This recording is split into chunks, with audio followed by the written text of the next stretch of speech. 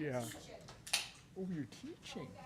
Yeah, so I only, so like, like Monday through Thursday, I only have 15 minutes Oh, the whole day to myself. okay, And then usually students in anyway. okay. So she's kind of in the same position too, so. Oh, okay. So yeah, if you call between like 7:30 Oh, I to. was just looking for a note, and so I figured. Yeah, So, yeah. And then I tell people, don't call me, after 8 o'clock at night, cause you might not. Yeah. so it's on like this all the time. And it's on. Yep. So then your mic is on. He wasn't sure, and he's coming back today, but depending on what they were doing, he doesn't get back till like 1 in the morning. So they're taking a late flight. Gotcha, okay. But he said he might get it. For the Wi-Fi.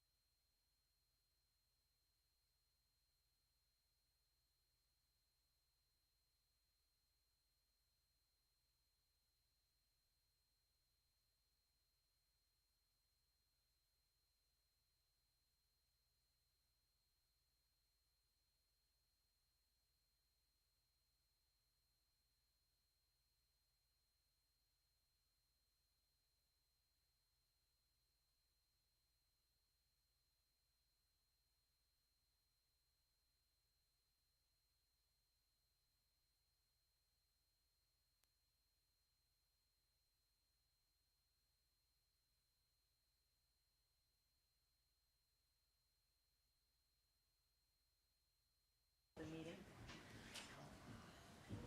I don't think Don's gonna be calling in. So everyone, if you turn your microphones on.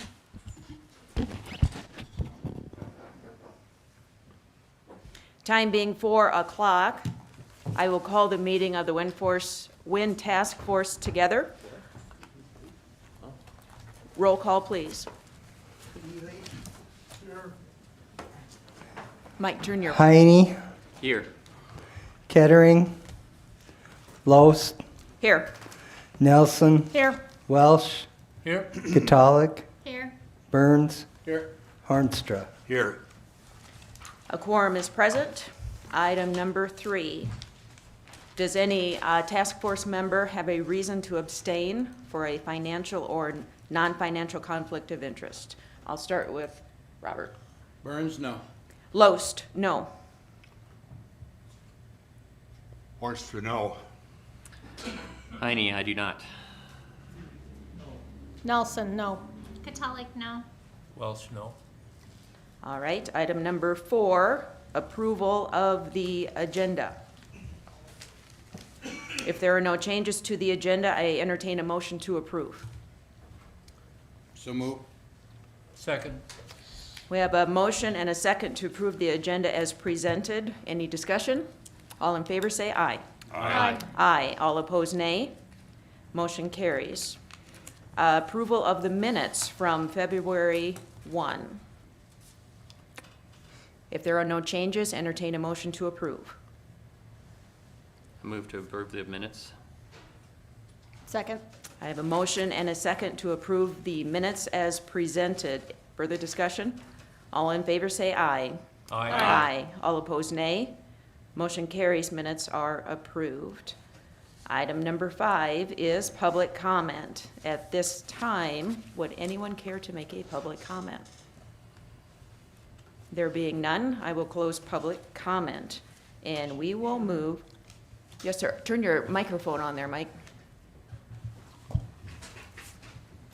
Is it not turning on? It's like we have one. She's Here, like, let me shut. I'll try, yep. Yep. There we go. Okay, go Oh, ahead. okay, okay. I have a few comments. Go You want to ahead, make a public comment? please, or a comment. Yeah. Yes, Okay, you have 3 minutes in public comment. okay, okay. Yeah, if I turn mine on, someone else's will shut off. Oh. For some reason, we can only have so many. So, Go ahead. go ahead. Okay. Thank you for the opportunity to make a few comments. As noted, when we had the first meeting a couple of weeks ago, I indicated that I've been a resident of Yankton County for over 75 years. And what I'd like to do here is address a few value considerations. And these are mine. I've written them, comments, but I would like to share it with the committee.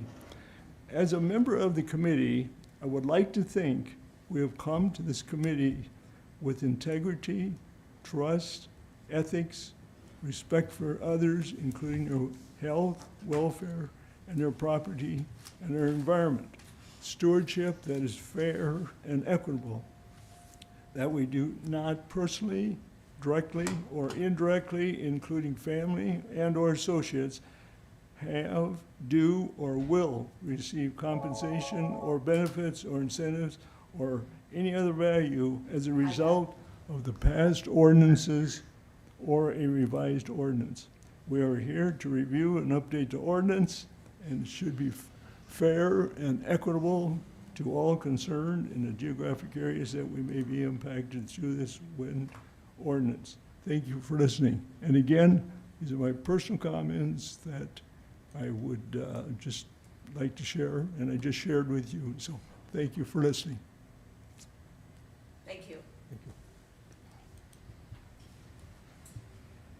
All right, public comment being closed, we will move on to item number 6, which is our presenter, Stephanie Horst from BY Electric. So come on up to the podium. Okay. Folks on that side of the room, if you can't see the overheads, you're welcome to switch to the other side. Good afternoon. Thanks for inviting me. Appreciate your time. And hopefully I can give you some insight on some different perspectives. I think I'm not going to get into how they're built or anything like that. But well, if you have questions, just let me know. Just to give you a little background, that BY Electric is the local electric cooperative. We serve Bonhomme and Yankton counties and the city of Tabor. Just out of curiosity, so I can get a read of the committee here, how many are on co-op lines? Okay.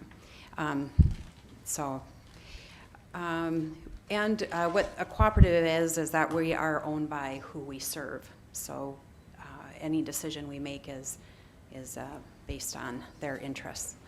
We have an annual meeting every year. This year it's Tuesday, August 20th. We're governed by 7 directors and 18 employees. 2023, we had 11.8 million in revenue. And our breakdown is just hair under for farm and residential is 59%, small commercial 20%, large commercial 10%, irrigation 6%, public authority is 3%. That's a lot of the state campgrounds, and then 2% seasonal. We average about 3.03 meters per mile. That is pretty good density for South Dakota, but it is still low compared to the investor-owned utilities. We are a 3-tiered cooperative system, and what that means is that our members own BY Electric. East River is our transmission, and so our members own them, and our members also own Basin Electric, and Basin Electric is our generation cooperative. So all the power that we get from is provided by them, and then also hydro is the WAPA.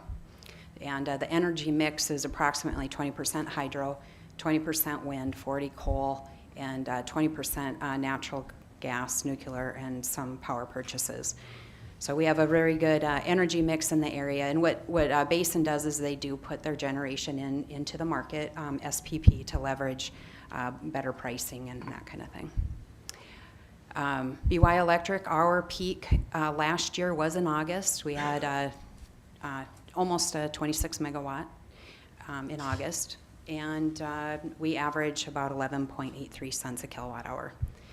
We are very fortunate. We are not looking at a rate increase. We are waiting for our work plan to finish and long range plan right now. We're not anticipating rate increases, but co-ops generally around us are facing about a 6% increase. So we're very fortunate we're able to, but we're also growing co-ops, so that helps us. Our facility charge is on residential is $41 a month, and our cost of service study says that it should be about $75.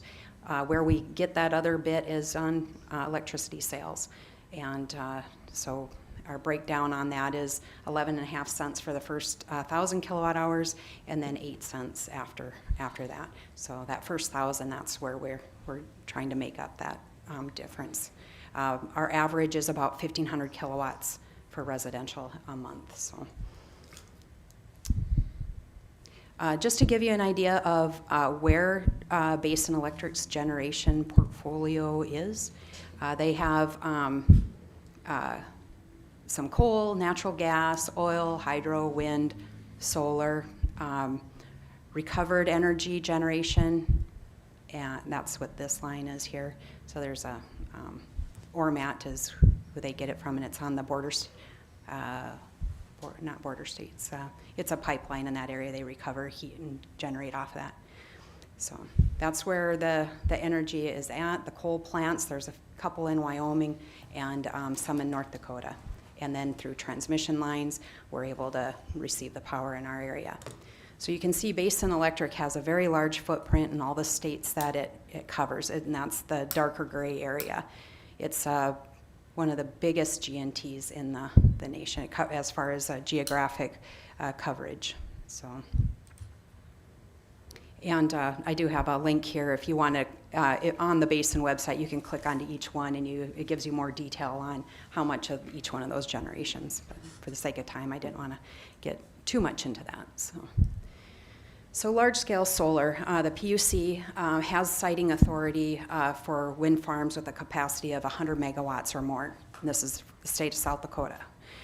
Smaller wind projects are not regulated by the commission, but there is a state law that nameplate capacity that exceeds 5 megawatts, they need to notify the commission 4 months before the plan of the construction. So it's just for informational so that they know. And that's kind of what the PUC involvement with wind is. 100 megawatts or more, and then 5 megawatts and above, they need to at least know about it. So large-scale solar where we see is like utility scale, get a lot of big turbines in one area. And then we have seen where, not in our service territory, but some of our neighbors off of ethanol plants, they'll want a cogen, and some will want to do a wind tower or steam generation. But oh, I'm sorry, I didn't mean to keep large-scale solar on there. That's large-scale wind. I apologize. I used some of my slides from the solar. So National Renewable Lab, this is the wind map, so to speak, covering South Dakota. And the dark purple areas is tending where you're going to see where is a good target where their big wind is going to be. So I did kind of zoom in a little bit here in Yankton area here, and then over here is the Bonhomme Charles Mix area. So in our area, the best place is to locate for that would be in those areas. This is the a map of where some projects are. Here, there's that area that I talked about, the Bonhomme and Charles Mix area. We have Beethoven and Prevailing Winds. They are currently active. And then there's a proposed wind right here in the northwest or east corner of Yankton County and Turner counties. And that one looks to be about over 200 megawatts is what that dot is showing. That's why it's a larger dot. Pardon me? Can you cite that for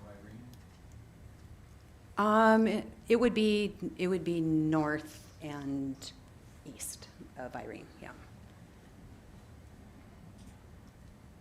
So the Bonhomme County wind projects, I'm just going to kind of stay to our kind of local area. The Beethoven Wind Farm has a total capacity of 80 megawatts, and it's made of 43 turbines located in Bonhomme, Hutchinson, and Charles Mix counties. And that project came online in May of 2015. And Northwestern Energy, which serves Yankton here, is the purchaser of that.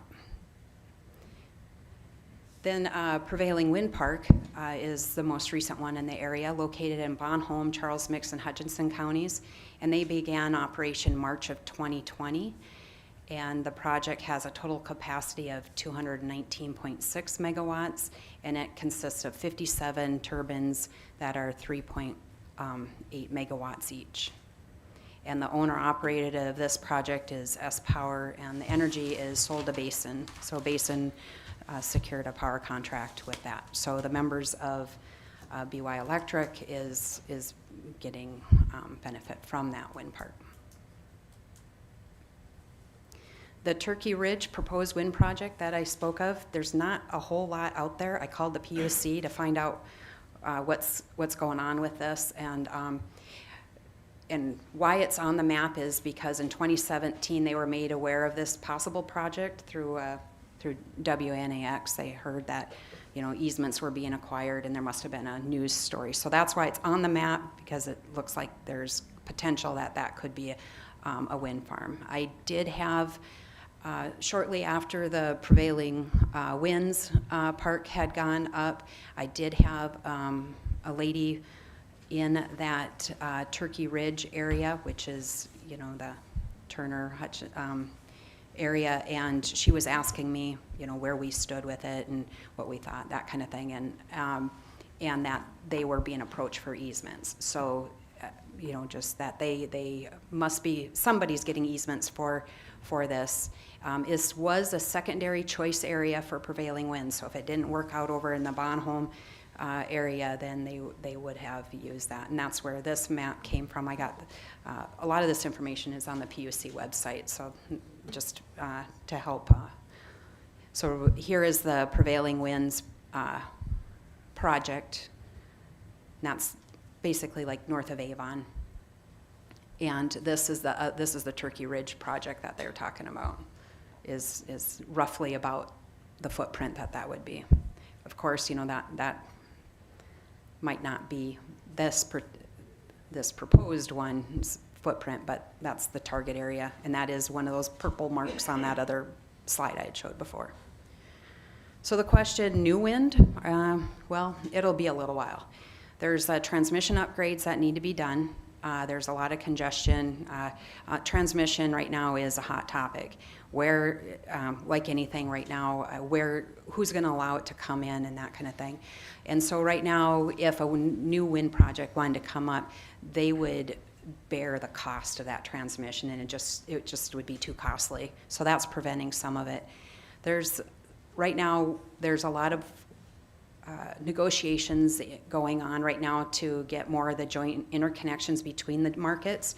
So that across the U.S. there's a Western market. Our market that we are in is called SPP, so we're down right in the center of the United States. And then I think you probably have heard of ERCOT before, because they had all that trouble with everything freezing up and a mess when in 2021 in February when it got so cold. So, and then there's the Eastern market, and then in Canada there's a small one. So they're beside each other, but they're not necessarily all connected.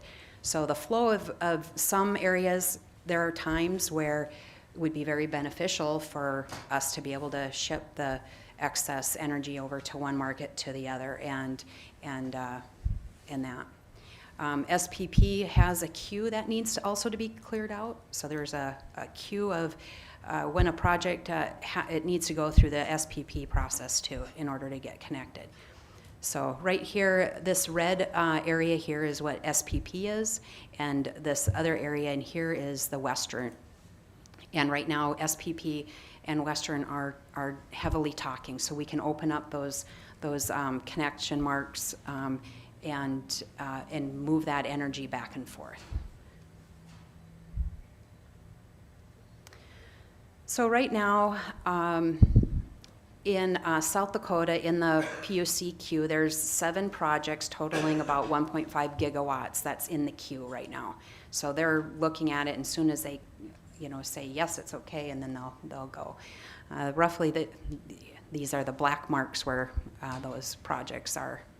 And that, yeah, I guess I did say that. So across the SPP, there is 24,000 or 24.3 gigawatts of wind waiting for SPP. Know that we can. These circles here represent the different regions. Nebraska has its own, and we're in the South Dakota is part of the north area there. So there's a lot of projects that are waiting to get off the ground right now that need to get cleared. That's why it won't be tomorrow. We're not going to see anything, but it will. Eventually, when this gets cleared out, transmission gets solved, the interconnection between the markets open up, which, could take a couple years for that, or what. Then we'll start probably seeing more of a push, and maybe that proposed project and the Turkey Ridge will get some more traction. Of course, I'm just speculating, by the way. So this afternoon, I decided to just go just to see what the energy mix was today. It was about noon when I did this. This green area here, that was how much generation was in wind, about in the market, right? In the SPP market was 62%. This is coal, natural gas, and let's see, and this is hydro here. So.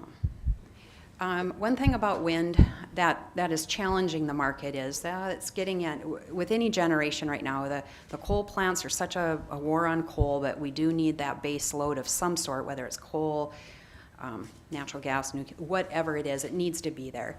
Renewables has its place too, but the all of the above solution is the best, because with wind, they can have as low as a 1.5% penetration in the market, or as high as 78%. So there's this huge swing. So if it happens to be a very high demand day, say it's 20 below zero, and there's a lot of load because electric heat and all that starts to stress that up, and it's very still, that generation isn't there. And that's just kind of one example, but just that they're short up. Now SPP is working really, really hard trying to mitigate that. Now FERC just put out a memo about, pretty much scaring the pants off everybody about brownouts and that kind of thing. Well, SPP is doing their due diligence on, with all this generation coming in, and that they're required to have what they call reserve margins, so that it helps with that reliability piece. And right now that's at 15%. So what they say they put in, they have to have 15% additional, kind of in the wings. So there was a talk that one of the SPP executives, I'll just say, we have over 32,000 megawatts of nameplate wind capacity in SPP footprint. Again, that's across 14 states. On June 6th of this year, which was last year, at 10 o'clock in the morning, out of the 32,000 megawatts nameplate wind capacity, only 110 megawatts of energy was actually produced. That's less than 0.4% of what's remarkable about that. The number is that you would expect across a broad geographic footprint covering, but it was all over the 14 states. So it's that's what the concern with wind is just so that there's other things to be able to handle that. So those reserve margins are to help avoid the blackouts and the brownouts. Now, Christy Fegan is one of our commissioners. She's on the SPP board and was really working hard, and she understands this reliability piece very well. And we're lucky to have her on that national level of the grid to help our reliability.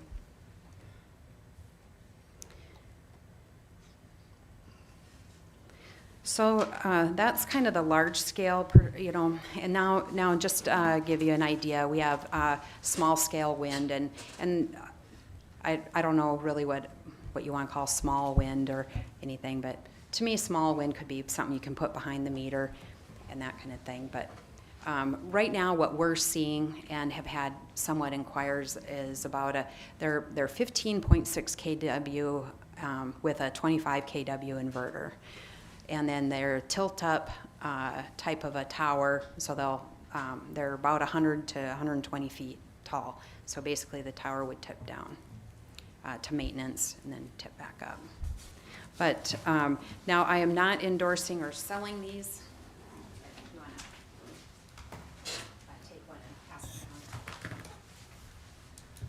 on? This was a flyer that we received on this small scale. It gives a lot of information on what they are, how big they are. So as you're going through your setbacks and that kind of thing, maybe this information would be helpful at that aspect of that. I believe this is the company that was at Dakota Fest, and they claim they sold, I think, 30 of these units in the southeast South Dakota area. So where they pop up, I'm not sure, but I believe one may have just recently got a COP in Yankton County because of the tower height. So this is just kind of information for that. Where, again, that's installation motivators, not always is it pencil out. That's for that person to figure why. A lot of people want to save on their electric bill. They want to reduce carbon emissions, the environmental impact.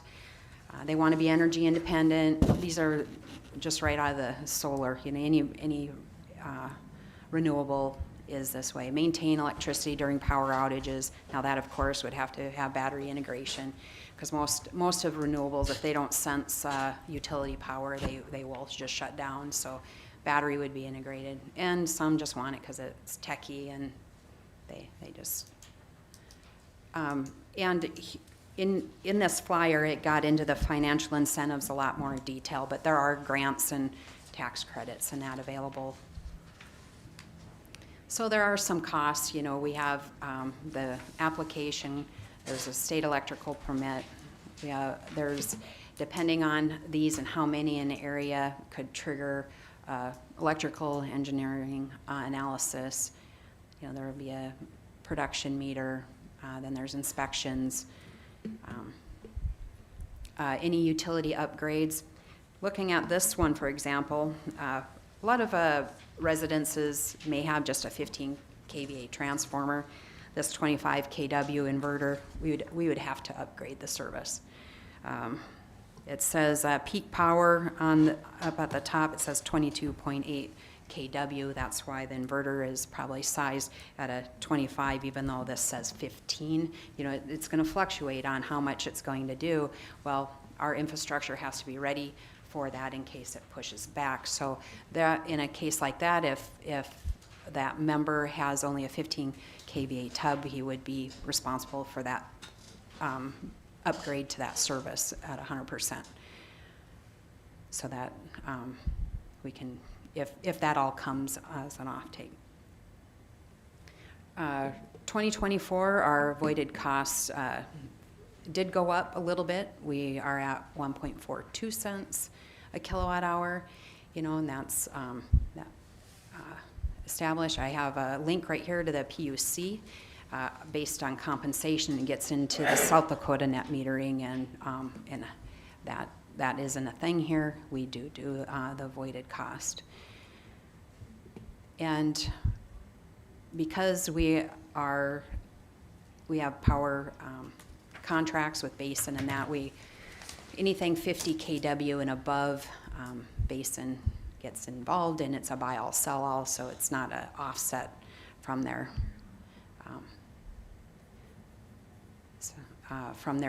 what they use. So under that, whatever comes back, we will purchase for that 1.42 cents. And some incentives then also aren't, the heat meter, if there is one, credit would be removed, and the water heater control and credit would also be removed. That's generating your own power. You're not really participating in any of our incentive programs to decrease demand because you're kind of already doing that yourself by generating your own power. So,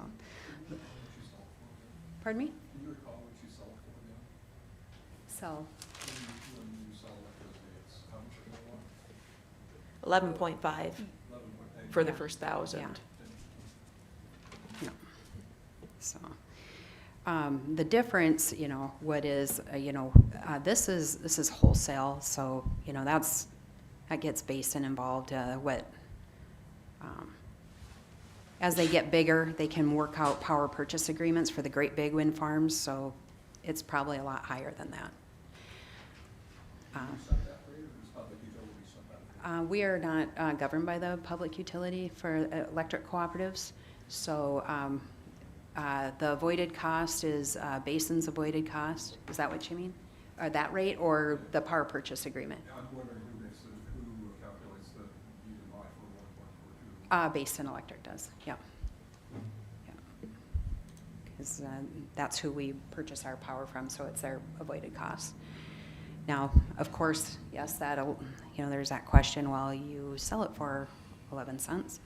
Well, I also have fees, substation fees, I've got line maintenance, I have employees to pay, I've got other reliability to keep our grid going and that. And so that doesn't, that pays for those things. So that's why there's a differential that way too. I know that there's debates on what that fair amount is, but right now that's what we're working with, and just at the PUC does address compensation on their website there. I guess that's pretty much all I had for today. I hope that was some information you wanted to get, roughly what we can anticipate in the area, or at least what kind of makes sense now. I don't, based on this wind map, you know, would some put, you know, because in here the purple is, we don't have any blue or the bright red. This is more down in here, this orangey red. You know, would those areas? I'm not sure what their engineers at the farm would look into all that, but according to this map, that Turkey Ridge area, and there's already 2 wind farms right on top of each other over here in the Bonhomme County area. So I think some considerations just going through that process with the prevailing winds. There was, we benefited as a co-op. They did have to bring some transmission across our territory to connect into the WAPA sub there for it to be delivered out. And we had a little over $150,000 worth of upgrades that they paid for, so they paid us to move our lines out of the way of their transmission. So that was a win for our co-op. And for Basin, we, being that it's a power contract, we're not privy to what they were able to secure, but they were able to secure one of the lowest power purchase agreement rates that they had. So, you know, that when they can do that, then that helps our membership, keeping our costs, our power costs lower also. What doesn't help our members is when, if we were to get like a high saturation of behind the meter stuff, because then what happens, like I showed in the other slide where, you know, how we recoup our, you know, to pay our bills, we're not selling energy then for what it costs us to provide provide service. So that cost then will go to all the other ratepayers. So by far the best place is the large scale for the least amount of subsidization, I guess, among people and rates.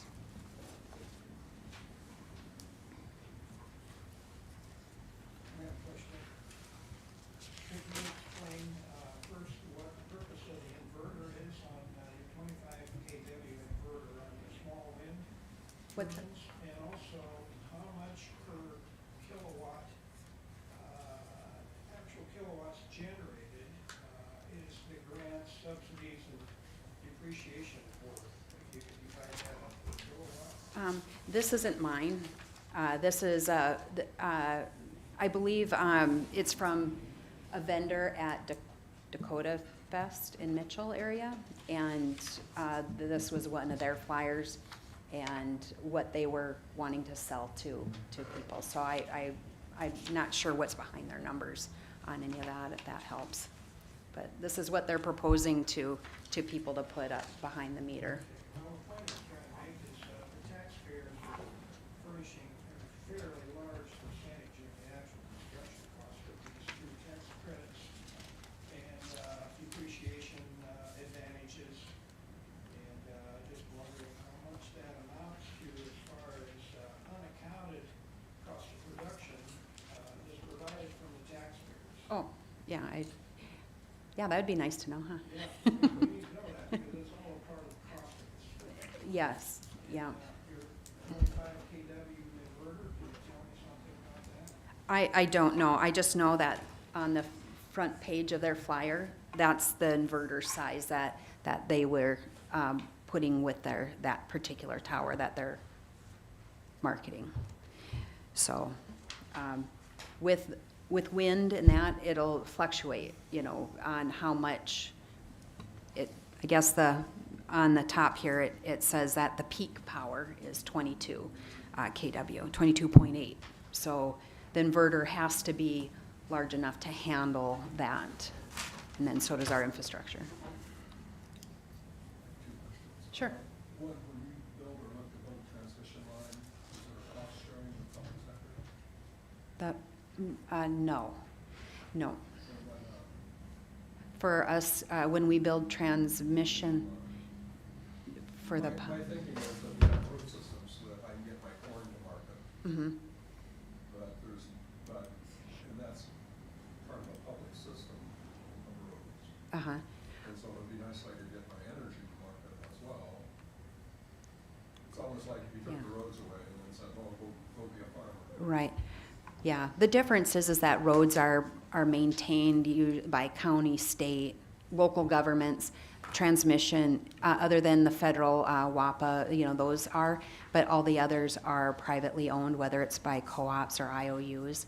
So it's their infrastructure that you're wanting to roll your kilowatt hours on. How would EY react if we wanted to have public infrastructure for transmission? Would that be a positive thing for a cooperative or a negative thing? Public, well, someone's gonna have to pay for it. Are you paying?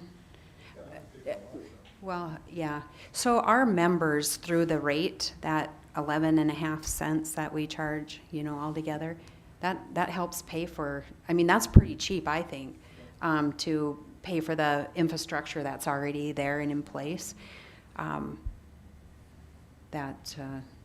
think if someone else comes in, that's one thing about in the state of South Dakota, we have territories, and you can go on the PUC website and see where those are. So outside people just can't come in and build line in my area to serve, in our territory. We have there's territory maps that goes by. I may have an IE way of looking at that, but I think of transmission lines as the road, so I take my brain to market. Yeah. For lack of about it. Second question I Yeah. have is, are you working on any projects, or do you have any research going on storage of wood, or storage in general? Like, you mean like battery storage or? Water battery, whatever. We had, there's the Iowa Big Co-op just did a battery project, and it's very expensive and that right now, so. We learn from each other with the co-ops, so So you don't have any They have- projects in the pipeline right now? we don't, not in storage. Any of the task force members have questions for Stephanie before we allow her to escape? Hi, Hi. thanks for coming out. You mentioned that your peak demand on the system was in August. Yes. Are you aware, there was a couple weeks ago, I think it was NERC, issued a report that included South Dakota as being at risk for brownouts because of winter demand? Yes. It just so happened that, I guess we haven't come out with 2024, but January 13th of this, I don't know what our peak was yet, but that set another all-time peak. So, but December, on the other hand, was very mild. Right. And so last year's, November, December was hardly anything. But yeah, there can be some demand because of electric heat. That is correct, in the winter. Is that what you're? Yeah, I just was. Be concerned about the brownouts and that? Well, and they're saying that the grid is more vulnerable in the winter versus in the summer. Yes, Okay, but your peak demand is in the summer. ours is. Okay. We have some And then, campgrounds. okay, well, thank you. Yeah. And then the other question I had, on the small, you had your 50 kW above net billing, buy all, sell all, I understand that. On the less than 50 kW, 1.42 avoided cost. How is that metered? Are you metering over the billing period, or are you metering instantaneously? The meters measure exact time, so I could, by the hour know where it's generated. Okay, and so you that, don't but, net that out over the 30-day billing period? It would be whatever is, it's at the same time. So if it's generating and you're using, it'll use your generation. So it'll offset retail? It'll offset retail, that's Okay. correct. But one moment it is, next moment it's not. And so even if I consume 200 kWh per month, say, but I sent you 300, I'm gonna get 1.42 for the 300 as a credit. Yeah, Yes, if it was excess of. It was excess delivered to you, Yeah, you're gonna give me 1.42 cents for it, yes. I okay, think I'm following you, yeah. okay. And then if it's resold though, if it comes back around, it's 11.5. Right. Okay, all right, I just want to make Yeah. sure, because the Right. You do instantaneous also have to- billing is different Yeah. from a monthly netting. Right, and one thing is that, now, I don't, where the meter is, you know, if we were able to have the meter on the other side of the transformer and really truly give you credit for that excess, that, because it comes through, it has to go through the transformer, there's losses. Now, like I said, we have, 3.2 meters per mile, you know, so that's, sometimes in our northern area where it's more rural, you know, if your excess at one time is maybe 10 kilowatt hours, goes to the transformer, burns up a few, goes down the line, there's still gonna be line loss. How much of that actually got to the neighbor? You know, so there's those formulas too. 0.1%, you know, those are I-squared-R losses and stuff are pretty small. Well, our line loss is like 4%, so, I mean, I Well, could over put the that in, but. 4% Yeah. over a distance, over a Right, significant distance. Well, depending on where it's located and where those kilowatt hours end up going, there could be, there wouldn't, you know what I mean? We'd be buying, Yeah, and it's a kind of lot, situational specific but- and how much excess. And then finally, you mentioned that high saturation of behind-the-meter systems create the shifted burden. Because they're behind the meter, so they're not buying from you, but they're still having the use of the grid, right. right? And then that shifts burdens to the other paying customers that have no on-site production. Right? Yeah. What, you said high saturation, what is that? What do you consider Yeah, that? that we don't know, and that's what those engineering studies would help, you know, Okay. and that's why one area might, you know, mean one thing and another, so 'Cause just these depending on how systems much are you. When there is a statewide policy or a regional policy, it's different from Nebraska here. But those kinds of things are generally limited. Like in Nebraska, this kind of stuff is limited to 1% of the grid can be this behind-the-meter stuff for Oh, that reason. Right, I see what you're So high saying. saturation of Yeah. small stuff is, I mean, I don't know if that's even Right. reality, because Right. it would have to be so high. But- Yes, you are correct on that, you know, Okay. there would have to be a lot of people that just really think this is Because the even cat's meow. 1% is pretty small, and that's their cap, and they're looking to stick to it. Yeah. Down Well, there, I have but- 4,000 meters, so. Yeah, You know, 1%. So, Okay. right, and so each feeder phase of ours can maybe handle something a little different, so that's why, when someone puts something in, you know, if it's just one person on one line, no problem. no problem. The neighbor gets it, no problem. Now the third guy comes in, now that guy's gonna have a burden of some upgrades, you know. Right, well, if and you're so- doing this under 50 kW, which makes sense, 50 kW is like 5 air, you know, a few air dryers. I mean, that's not a whole lot of power. It can be if it's concentrated during a high period, but you've got some limitations in there, so. Yeah. I just want to say Yeah. finally, Berge is a quality turbine. I'm not familiar Oh. with this 22 kW. One of the first ones in Nebraska was a Berge XL 10 kW, and it's still going 20 years later, as far as I know. Okay. But yeah, Right. this is good stuff. Yeah, some of the challenges too, that where it gets a little muddy is where our participation in it is, as far as the utility. We had a gentleman that brought this system, you know, to the attention of another cohort of mine at another co-op, and he was pretty adamant that it was the co-op's responsibility to maintain that for him. So it was the co-op I was at before, there was a couple that bought a 1.2 kW, just a small little thing, and that company must have been a fly-by-night. That thing was hardly ever running. And yeah, I felt bad for him. He had no one that, they couldn't get him on the phone to come fix it and those kind of things. So the most important thing is if, you know, these companies come in, that they're reputable and they have somebody. Now, this does have a tilt-down type tower, so it could be easy if somebody knows how to, you know, but what do you need to tilt that 100-foot thing down? I don't have equipment at my co-op for it. I shouldn't have to buy the equipment for that kind Well, of a stuff. tilt for it, up yeah. should be Is it? self-done.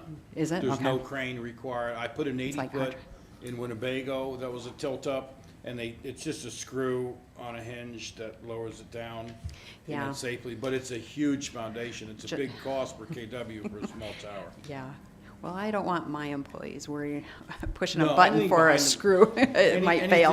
And then, Anything oh behind the no, meter is but. the customer's responsibility. I think so- that's pretty clear. But, you know, I appreciate that our members are looking to us to try to help, you know, where we need to be in the space, and that's something that we're trying to figure out too, is, you know, you know, renewables, they have their place. Obviously, you know, the all-of-the-above solution is the best part, so that we don't have to worry about the brownouts and that, and that's where that issue with the FERC is. They're noticing that base load is decreasing faster than more base load is coming on. That was one of the things that came out of that study that was just released, was there was some responses from the SDPUC to not shut down some of these coal plants in Minnesota, I think, that were Yes. part of that reliance in the winter, under Yeah. winter conditions. But we are growing in this area at a huge amount. Basin just is growing, so any kind of generation coming on is needed, but with that, there has to be a balance. So there's that, I guess. I think if you might consider, on the smaller side, to make your own cap of, say, 2% penetration into the local grid, because at a small inclusion level, the impacts of the grid are not much different than conservation, which everybody can agree upon is a good thing. And it is, if there is excess, you know, it goes down the line, you sell it to the next guy, so it's beneficial to you to do that, so. Yeah. Well, yeah, that, us setting those thresholds, we can't arbitrarily do that. Well, you can look kind at of get in states, trouble, there's but, well, there's lots of nothing in our laws. state to guide us on that. That's where Yeah. there's no, in some states, they have specific. in the 5%, 10%, 1% Well, is obviously the actually, it's lowest. KW, top amount of KW somebody can put. So that's why we have to rely on the engineering studies on what our system can handle Well, properly without sized, the customer co-op. generation should be properly sized to offset on-site use. It's not meant for selling power. Nobody's Yeah. getting rid of selling power. Yeah, I agree with you there, yeah. It is more beneficial for them to size it for their own needs, for sure. Thank you. That's the best, yep, thank you. Any other questions from the task force? All right. Thank you so much for your time. I've got a question. It's more of a statement than a question. Where I lived in Nebraska, there was a development, I lived in a wind turbine development. There were three separate companies that built the development. They butt up against each other, all three of them. And you were talking about infrastructure costs. I assume that lines carrying electricity, some big substation somewhere or something. Is that what you were referring to? Yeah, Infrastructure costs. But what was done down there in my neighborhood, the first of the three companies that developed that project paid for a $3.5 million power line to run down to Norfolk by Newport Steel to a big substation there. At the end of the project, what all three companies were done with the 250, 300 turbines in that ballpark, it's a pretty big project. That first company that paid for that line gifted to Nebraska Public Power, $3.5 million line, just gave it to them. So maybe in the future, you guys can talk into an infrastructure when we give it to you. The thought behind that is a public power company, as I understand, is not eligible for these tax credits, gifts, grants, depreciation, but the wind company would be, so they can use taxpayer money to build the line and then give it to the public power company after they've collected their money, and then the consumers then get to maintain it. right. So co-ops are nonprofit, so we don't pay some taxes, but there was put into law direct pay so that we would maybe get some kickback, so we could lower costs on maybe getting involved in some renewable. But right now, Basin and is having the approach, they're more concerned about the base load. There's enough people playing in the renewables, adding to the grid that's the most important. And I guess I'm not afraid of the brownouts and that to the degree. I know that FERC order did come out and there is concern, but we have, like I said, they're opening up that western market, get some power moving. I think that'll add to some reliability in that for the area. We have people putting in generators left and right now. I think people are genuinely concerned about blackouts. But I was going to mention too, on just, I'm down the middle on these large, there's pros and cons to them, but I do want to make one statement, is that with the prevailing wind project, we got kind of stuck in the middle as the utility, and to sit there and witness what happened in that community that was tough for me, because that was my members, and they were fighting. And the main thing is that anyone that comes in, that they're very cognizant of being a good neighbor, because that's pretty much why some of these towers ended up in front of someone else. Maybe they owned a parcel and they put a tower furthest away from their house, but it ended up being close to their neighbors. So there was a lot of friction, and I think today yet too, there's a lot of friction. So it's all about just, being kind to each other and that too. And you can't make an ordinance on, don't be a jerk, but I think it's. I wish you could. Yeah, but and enforce it. Yeah, so maybe that might be an added one, but there is room for it. But if everybody is good neighbors and on where it's located, so that it isn't as evasive to the neighbor. I guess that would be my only other last comment. Thank you for coming. We appreciate your time. All right, the last thing that's on our agenda is listed as discuss possible wind ordinance needs, specifically around permitted zones, setbacks, and sizes. So Gary, someone had requested that you put up, I'm assuming it's going to be 2603 in the ordinance. Did someone request that, I think? Because then that's really a concise location for where we allow wind in residential, planned unit development, commercial, and ag. The only thing that's not on that page is the ag setbacks. I did take some time to go out to other counties, and I guess in hindsight, I should have probably put it in a one-page format and sent it out to everybody. But I looked at Coddington and Grant counties. Those are in the northeast corner, and both of those counties have large wind farms right now. I checked Davison, because they're about the size of us, Bonhomme, Clay, our neighbor, Turner, our neighbor, and then Lincoln County, which is kind of a neighbor. And it's interesting, the differences and the similarities between some of those. So for example, I'll just walk through Coddington County. Sometimes these counties call private system commercial system. That was a common term. Another common term, accessory wind versus commercial. Another private, accessory wind, commercial. So they kind of deviated between those two. For the most part, private, they considered a single tower. Coddington County, if you had a single tower less than 75 feet, you could have that in ag and rural residential. They did not allow wind in any other residential section. They had a minimum property line equal to height, plus the radius of the rotor. A couple counties they may construct contiguous, so your neighbors, say you want to buy a 10 kilowatt system and 3 neighbors want to go together, they allowed you to make that one parcel, and so you could put it in the center as long as you had the easements against the properties that allowed you to do that. You had to, here in Coddington, you had to have a CUP in residential rule, but you did not have to have it in ag. So, for example, my home sits in an ag district. If I put in something 70 feet tall, I don't have to have any approval whatsoever. So that was Coddington County. Grant County, which is its neighbor, very similar. Anything less than 75 feet is considered private.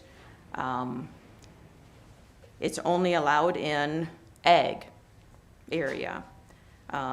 Private had to be 110% of the height from the property line, and they allowed the contiguous there as well. So right now, I'm just going to go over the private portions. Davison has no ordinance for wind. It's interesting, they tried, and I contacted the zoning person there. They tried to get one passed maybe 5 years ago, but at the last minute, the commission decided not to adopt it. But they listed in ag, permitted less than 75 feet, non-commercial. But you have to have a CUP if it's greater than 75 feet, but there's no requirements for the CUP. So you have to come before the board. He said there's been 2 applications. They've both been denied. He didn't say why. He didn't say how big they were, if it was a single tower or a wind farm or whatnot. Those turbines that, my microphone doesn't work, so. Oh, here, I'll shut mine off. Okay. The ones that are on the interstate going out to Rapid, you know, by Mitchell, is that in Davidson? You say they don't have an ordinance. That's what I'm wondering. I don't think that's Davidson. It is. It's the next county over? I think so. It is, okay. I think so. I'm guessing it's the next county over. Okay.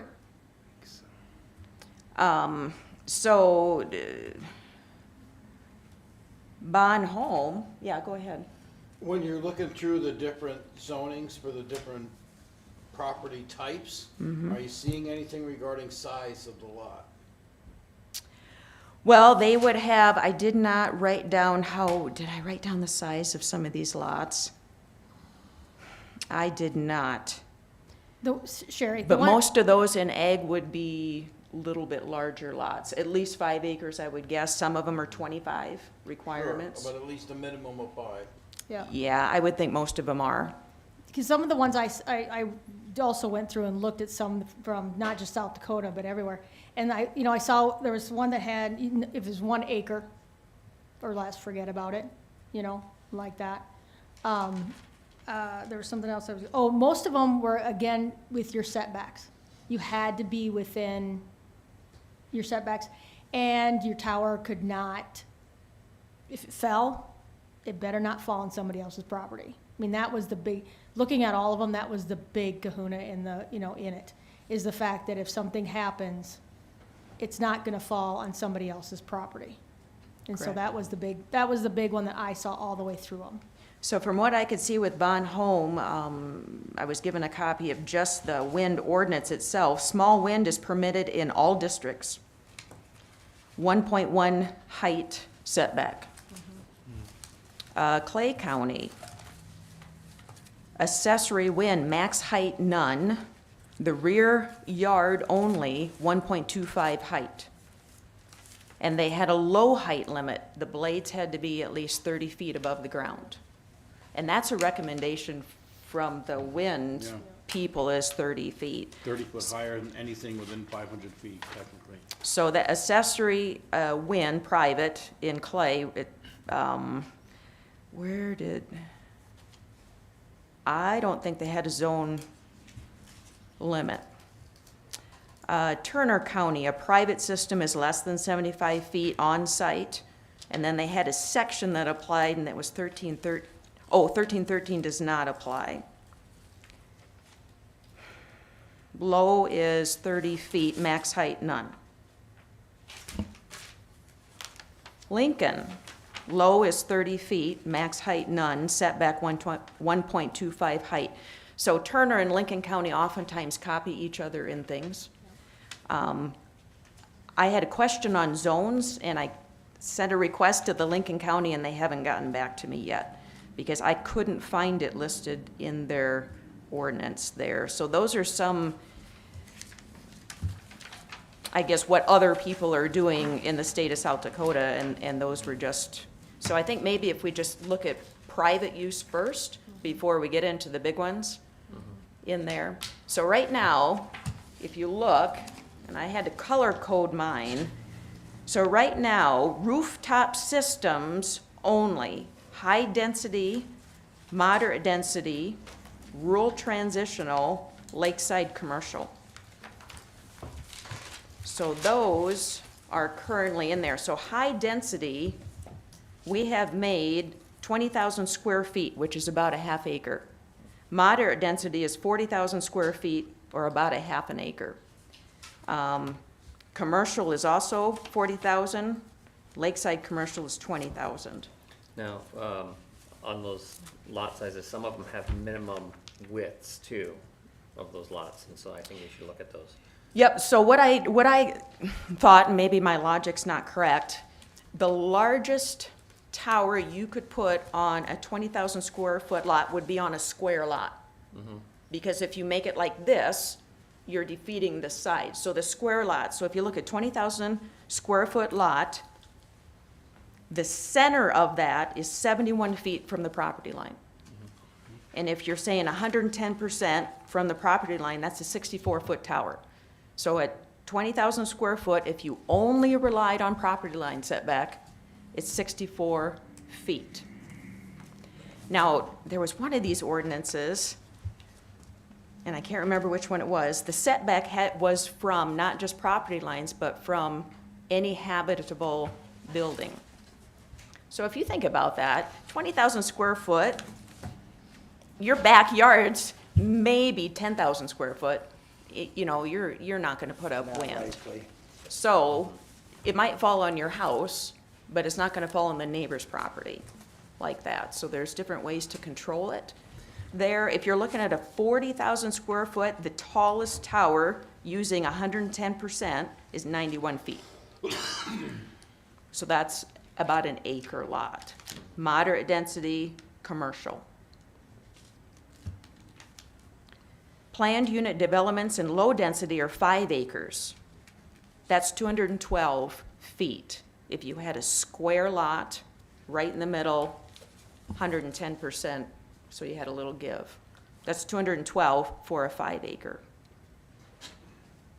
And I did punch the number on 20 acres, and it's almost 1,400 feet. You're not gonna put up a private tower of 1,400 feet. And I think practically you won't install one more than 120 feet because of the cost of the tower in proportion to production. So 125 is, 125 is practically the limit in the market and the practicality of doing it and all that. So I think it's gonna be self-limiting when it gets to something like that.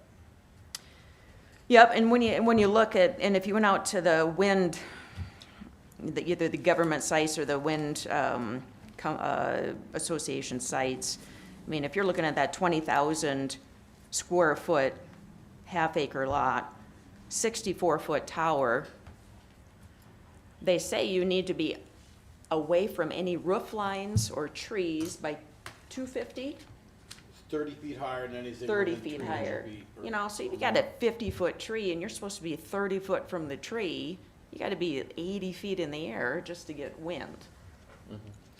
You know, so a lot of this, when you put rules in and say this, you're just like, well, there won't be any wind, is essentially what you're doing. So I think some of those counties probably said, well, if we're gonna restrict it that much, why do we even allow it?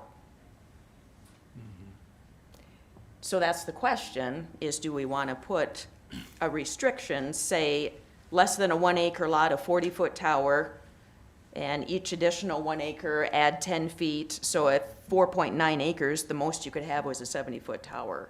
I mean, you could do something like that and then put no restrictions on it, as long as you're away from the property So line. So you're From 5 talking, acres and above. not talking about going by zone, but just saying, here, your property size is this. Yeah. And basing it entirely on property size. And that would make it simple. So you would have to go back in each of those zones and say, this is you could list it as a permitted use per article, is this 26? Per article 26, it's permitted. And then, you know, I'm just trying to think of ways to keep it simple, but I think we need to step back and say, what do we want to do? And then how do we get it done? Sherry, can I make a comment along that line? You bet. One thing, and please check me on this to make sure I'm right. Whatever we allow, if someone approaches the County Planning and Zoning Commission, and we have allowed that in the zoning regulation, the Planning and Zoning Commission must approve it. Am I correct? If it's listed as a permitted use, Right. it doesn't even go to the planning commission. It goes to the zoning administrator. And Gary would do a building permit. Yeah, we just do a permit. As long as your tower meets the setbacks and it's allowed in your zone, Great. you get to put it in. My next point is this: do not rely on common sense, good judgment, or neighborliness. They don't exist. We must assume that people will do what they want to do for their own purposes, and we have to have a set of rules that ensure that if people did have common sense, good judgment, and they were neighborly, that's what they would do. I think that's a great point, because we've covered the 1.1, so you have the physical safety thing there. What's the downside when these goes wrong? There's, the limits are there, however, and it brought it out in some of the small wind websites, if you're not high enough, you got noise. And I think that's the safety plug he's referring to. You can put it in and you won't know till you're there, because wind is so specific to that site. I've got some small turbines in Nebraska that I've monitored over the years, and they're 30 feet apart, and one is turning and one is not. It's just so specific to the wind shear from the neighbor's building, you know, so many things. You don't really know till it's on, and that might be the safety plug, is you can do it, you can set back this and this size, but if it goes over 50 decibel, we're gonna pull your permit. Because that's the only downside. If it's not making much power for the guy, because there's a huge tree next to it, well, then he's a dummy, or she's a dummy, whatever. But if it's up there and it's operating, it's making noise, then it's a nuisance. That's the only downside. So if we say we put in a decibel limit, the problem here, as you said, in fluid dynamics is difficult. So the problem is that, exactly as you say, someone gets a permit, builds their tower, and cannot get it to meet the 50 decibels, or was fine until the new neighbor moves in and complains, and that tower's been there for 5 years. And now it's a problem, and so how do we go back and how do we enforce that? What do we do there? Because what was, you know, You can enable law enforcement, just like if someone says, hey, old boy's playing his music too loud, you need to come down and shut him up.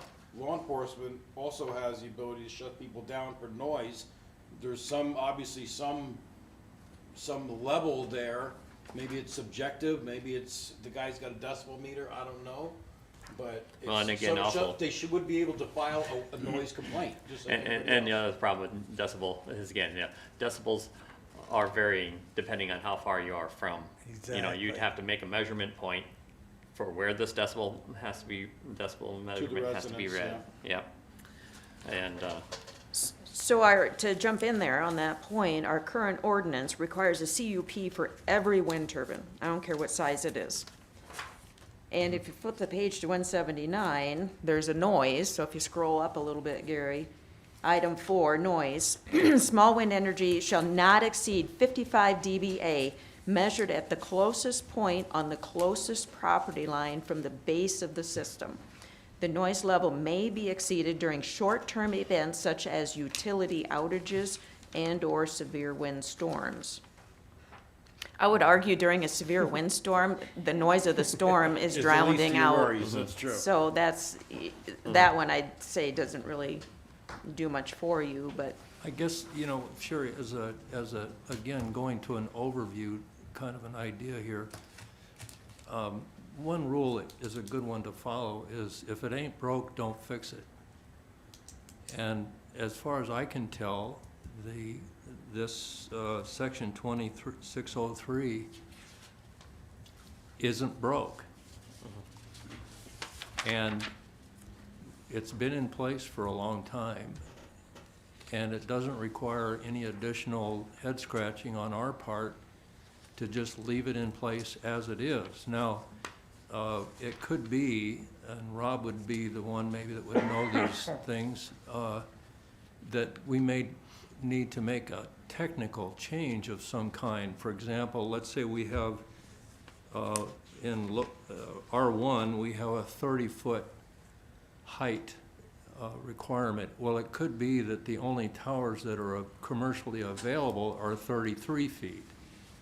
And so we should try to accommodate what is commercially available and make those kinds of technical adjustments. But other than that, I don't see why we would change our Section 2603 requirements unless there's an obvious problem with it. Okay, so let's take that low density. Right now, you have to have 5 acres, and your height limit is 30 feet. I see that as a problem. Can you even get a tower at 30 Yeah. feet? There would be 30-foot towers out there. We made our own out of square tube over time. But like you said, the most common one for personal use is probably still the SkyStream turbine, like the one at Eco Wash. That is a 33-foot standard tower. And the fact that you want to be 30 foot higher than anything around it, yeah, so that's pretty minimal. The higher it goes, the more successful it's going to be. The wind power produced is the cube of the wind speed. So the higher you go, the more the wind, the better, and the less noise. So it's a balance. I understand what you're saying. The point is that wind is so variable. And unless you have a very, very tall tower, you're not going to get any kind of consistent usable power out of it unless you have a full-blown system that has an inverter and a battery backup. It's just impractical. Well, we have to be careful about regulating technology because it changes. I did that for 15 years. I lived off my batteries for 15 years and we didn't buy. And it is intermittent, but there's also seasonality. And so wind is the winter guy, solar is the summer guy. And they work well in those seasons, not 100%, but generally speaking, there's more wind in the winter and spring than in the summer and fall. That's just Mother Nature. So there is an opportunity for hybridization. And I think even the big commercial wind turbines, they do adjust. They're not always there. They are intermittent when you need it most, Murphy's Law stuff. But they do address the winter demand better than solar would. I mean, look at the solar these last 2 weeks. Yeah. So, So my main point, again, is if it ain't broke, don't fix it. And secondly, don't rely on people to use common sense or good judgment. They won't do it. so on that, I think there is some broken parts in this. Because essentially, we have zones that have rooftop systems only. We have a zone where it's limited to 30 feet based on everything that I'm reading and studying on these systems. That pretty much says that you don't do wind. Right. And we might as well just say that there's no wind generation there. And then on top of that, the last one, we already had that confusion that happened in the commission just a month ago, I think it was. So, Yeah. we do want to fix it. We do want to make it much more clear, I think. And so we do want to fix that. So I do like the idea of, not looking at these zones very specifically, but actually just looking at property types in Parcel terms of size. size and its available setbacks with set to tower, and maybe possibly also putting in for a private or a personal use system or a domestic system, or saying that the tower heights are limited. to a reasonable height, you know, the 80 to 120 range. As a maximum. As a And maximum. maybe the setback, by increasing the setback to say 1.5, it might Yeah. self-limit.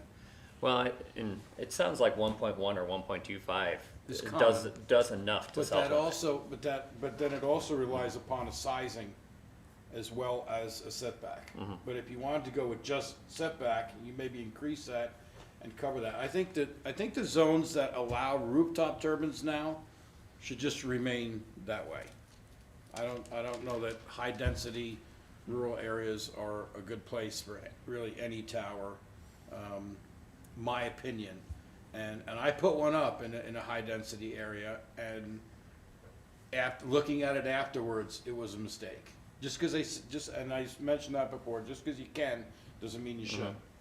But I that's think not also, necessarily for the regulator to decide either. You know? I think also based on the conversations here, the sounding of like a minimum height, minimum clearance of 30 feet. I think we have in there 10 feet over any structure, Mhm. or, you know, might be, or That's gonna one or get you the there. others. That'll get you to 30. Yeah, and that should get us to 30, but I think that's also another thing to put in there, just to have, yeah, common sense, don't always rely on it. Never. So, but if you have that minimum height in there, you have a maximum height, and then you have a setback requirement, and then you put on also a lot size limit, a minimum lot size. And then you just don't care about what zone you're in. I make it zone agnostic. Mhm.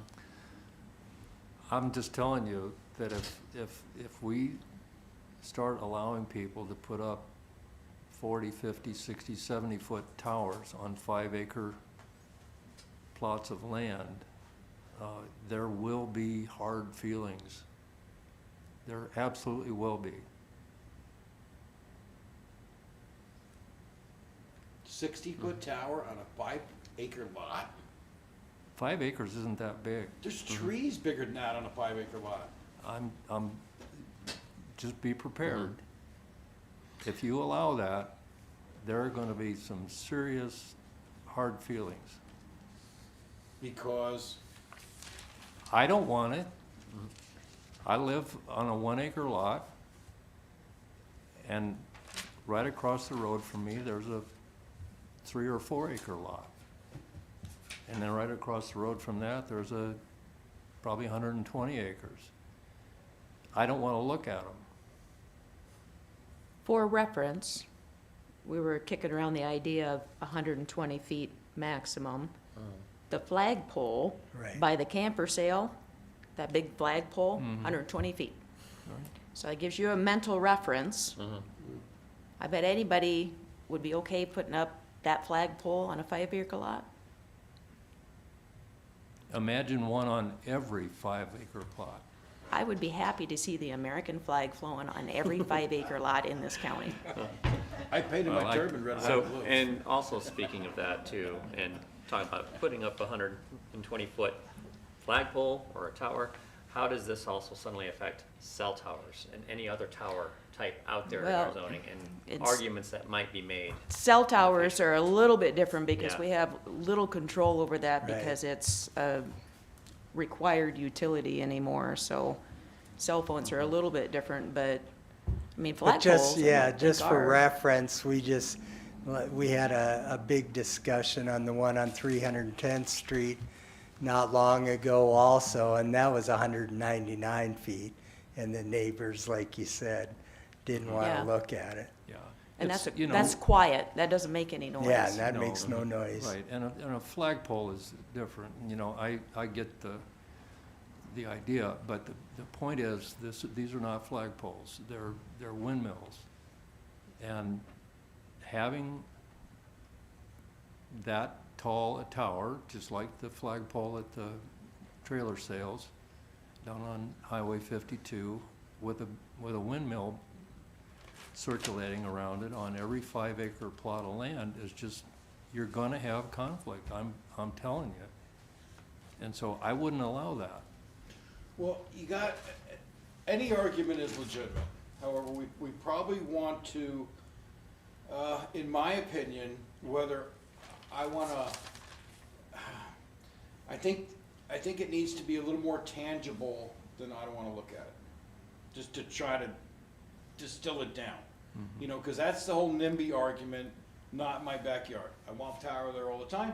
I don't want it ever to go out. I want it to be cheap. I want it to be green, as long as you don't do it in my backyard. So Right. we have to be cautionary, I think, the group does in that. I don't think, because they had this years ago with the potential offshore off of Cape Cod. And they were talking Right. about this. This is where the Kennedys all of a sudden didn't want to do it because it was in their backyard.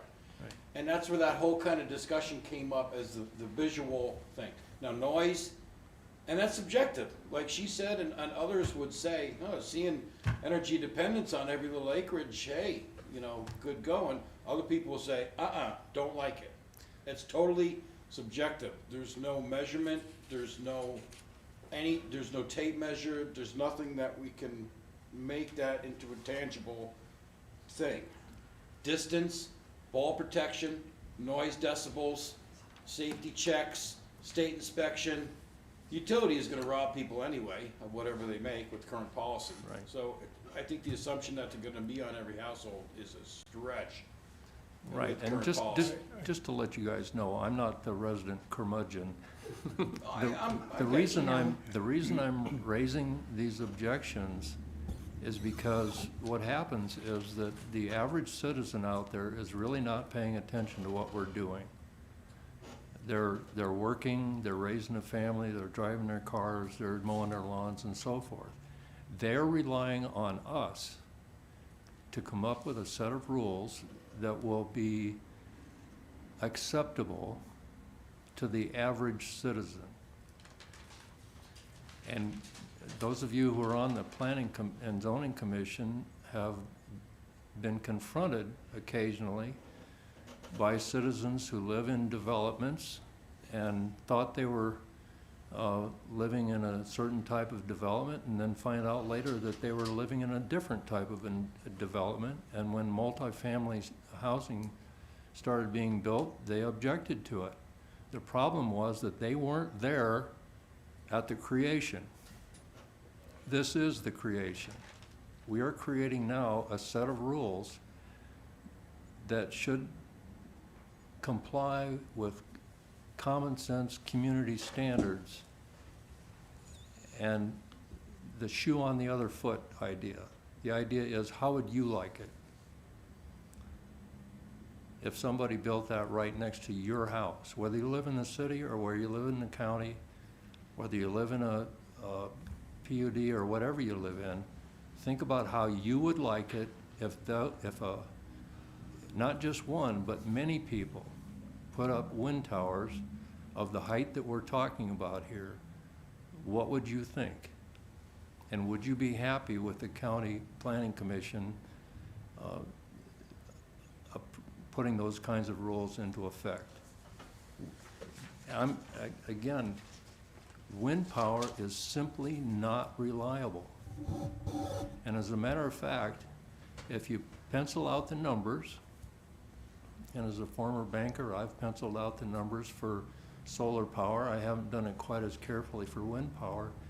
It does not make economic sense whatsoever for an individual to do it.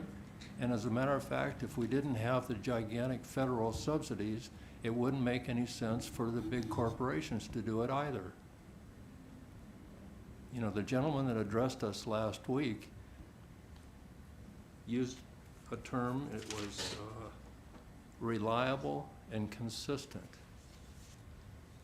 Wind is neither reliable nor consistent. So it isn't a panacea, and we're running the potential of creating a visual nightmare for the citizens of Yankton County.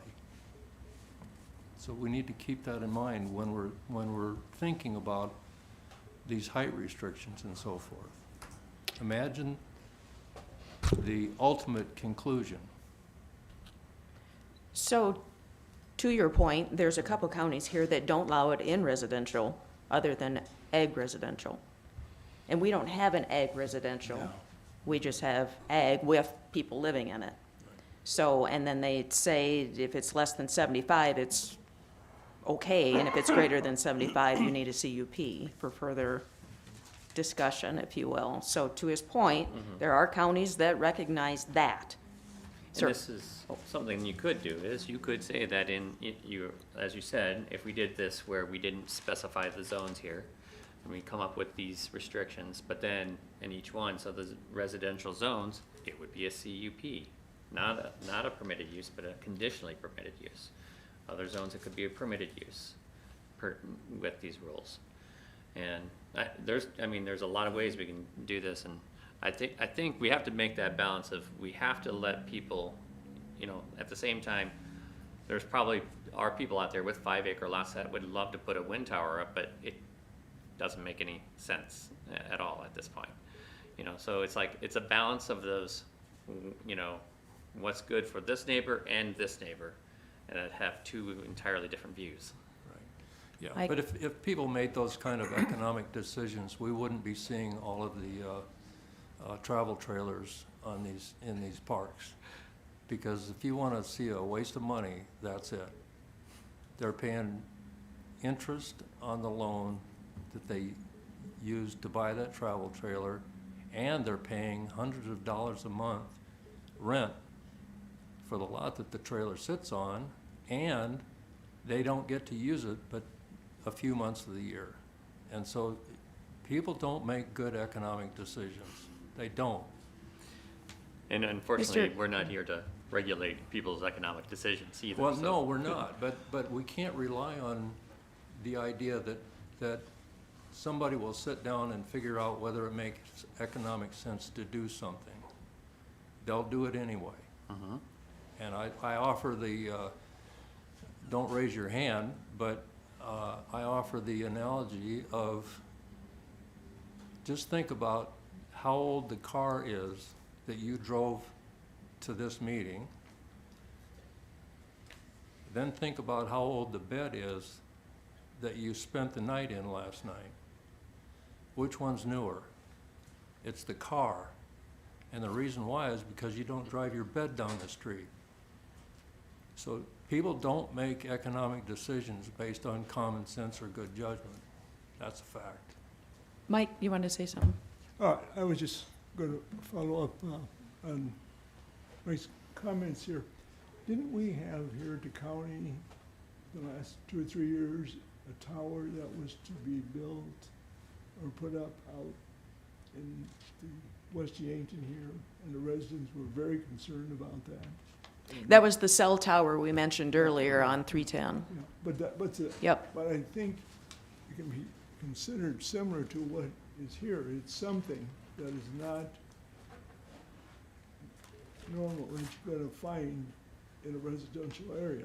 And so I think there is some consideration to respect that. And that was a vocal issue for quite some time. Did you have ladies over there? I'm going to shut my microphone on. Go ahead and turn yours on. So it was, 33-foot wind turbines. Is that just to run a toaster? I mean, what, if you have 30-foot wind tower, how much are you producing? What are you supplying energy? I mean, how much? So you know- the height doesn't really govern Right, how but- much energy you generate. Yeah, The yeah. height is there to catch the wind. Right, but he was, The unit on the top, it's really, those are two different things, like the size of the generator yep. doesn't always require to be as high to get the same power, but the height is all about being Right, able to to get- get to up get the wind. into a more laminar flow of wind. If you have turbulent wind, these things aren't as efficient. right, and that's because you said it would take 120 to 125-foot tower to make money. Is that right? Well, like, let's take the Skystream, for example. It's a commonly. Right, and it's how called tall? the urban turbine Okay, because it was designed, to be as low of a footprint as possible. right, Okay, the color was gray. It wasn't all bright and shiny. It was meant to be kind of a mundane color. The blades had kind of a hook on the end. So when it went behind it was a downwind turbine. So when it went behind the pole, It didn't make the whoosh sound because it was never all the blade behind the pole at one time. So it had all these design features that were designed to make it low impact. Okay, so it's a let's just say for math, it's a 3 kW turbine. 3.7 was actually the metric swept area, but say it's 3 kW turbine. When it's on a 33-foot tower, it might have a capacity factor of, say, 10% or lower, Right. if it's in built-up areas. And I've monitored these for over a decade, after some installations years ago. When you get higher, I know that 10 kW turbine in Pilger is a 100-foot tower, 10 kW, and he's pushing, Dave Tobias has that in Pilger, and he's pushing like a 20% capacity factor. He's on a hilltop with a 100-foot turbine, it's a great site, and he does well with that. These big guys, and that was brought up last week, that they're 40%, 50% capacity factor because they're jacked up 300 feet in Right. the air. So it's a quadratic, not quadratic, it's a factor of 3 cubed exponent of wind, the taller it is. Because what I'm saying is that I wouldn't mind a 30-foot tower next to me. I mean, I live in the country, but if you were talking about like he said, we're going to go up there 60, 80, that I would mind that. Because when we look at our zoning, this is the lake region we're pretty much talking about, aren't we? And that's the thing that I'm thinking about, is the fact that the views and all that stuff out there, I mean, it's 30-foot tower, who's going to put one up? Or 33-foot?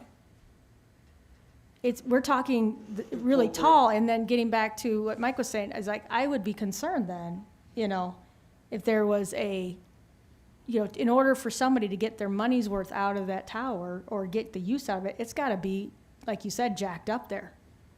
And that's concerning, even considering it's out at the lake. I mean, really out there too, because you know how I'm planning and zoning, it's very sensitive out there, what gets done and the views and all that. So when you're talking 5, who has those acreages, when you're talking about acreages and stuff, I'm talking about the lake. I mean, I'm thinking, how does this fit out in the lake area? If you have a bunch of towers in that lake area, is that going to look attractive? Are people going to like that? So. Well, these don't carry the visual kind of footprint that a large commercial Right, turbine no, would. I know, yeah, You still. can't see this thing from 300 meters. I mean, it's invisible. And as that distance grows, it's just as tall as the trees. The power lines are twice as high. There's other things in that visual range that get done. I mean, there's things, all kinds of things that get done that are not adhering to a visual standard, which is subjective, like a capo. Who wants to look at a capo? That doesn't affect their permitting. If you're making money on it, Or the right of someone to do it, just because someone else doesn't want to look at it, that shouldn't affect his ability to do it. It's the same kind of principle, I think. But there should be reasonable limits, for sure, for safety and other reasons. Are you sure? Okay. Thank you, Robert. So you mentioned a 3 kW 30-foot generator, operating at 10% efficiency. Okay? Okay. So if it was 100% efficient, it would be the 3 kW would be 3,000 watts, right? Right. So if it's only running at 10% efficiency, that would be 300 watts. Right, 0.3 kWh per hour, every hour, times 24, 7.2 a day. Okay. That would run 3 100-watt light bulbs per hour. Okay? And what's it cost to put one of those up? Well, The But- cost, But again, our job here is not to look at the economics. I know we hate to see people make I shouldn't say good decisions, but, decisions maybe we don't agree with. But I see all kinds of people driving $80,000 cars down the street. So it's not our job to say, How you spend your money. this is the right decision or this is not the right decision. Our job is to visualize what these will do to a neighborhood.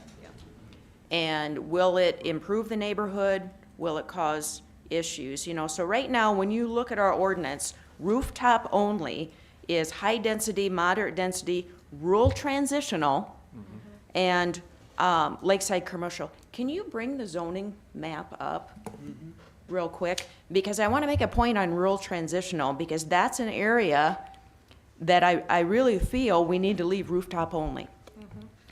There are huge swaths of rural transitional to the west of the city. And they're that way because they weren't quite sure if they're going to be low density, moderate density, if they'll turn into commercial, something. So when you look at rural transitional, you can do very few things there because they don't want you to do something that might influence a future activity. It's a little out of date, but it's out of my binder. So for the most part, mostly everything above Highway 50 is agricultural. Yeah, except for Napa a couple Junction different is red, so places. can you zoom in a little bit there, Gary, so we can look at that those bottom 4 townships?